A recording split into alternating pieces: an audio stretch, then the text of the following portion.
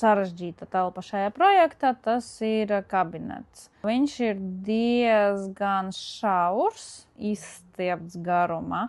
Baigais izaicinājums ielikt pietiekoši lielu galdu, bet tai pašā laikā, lai viņš nav pret ieju, lai viņš ir ērts. Mēs saplānojam 1,40 m galdu, uzliekot to ar muguru pret logu, pieliekam klāt plauktu sistēmu un mums paliek vieta arī nelielam skapim, kas aiztaisīs ciet no dzīvokļa puses arī vēl vienas ieejas durvis. No koplietošanas telpas tas durvis paliek.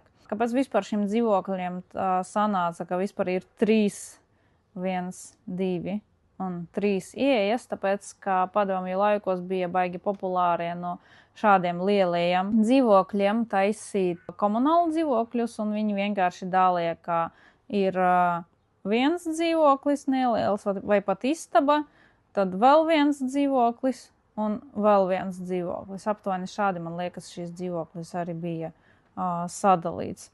Līdz ar to mums palika 3 ieejas šajā dzīvokli, bet pa lielam dzīvoklis ir viens. Un attiecīgi tur, kur var, mēs atstājam vienu galveno ieejas zonu, pārējās ieejas durvis paliek nefunkcionējošas, un mēs viņus mēģinam ar mēbelēm maksimāli aiztaisīt ciet no dzīvokļa puses.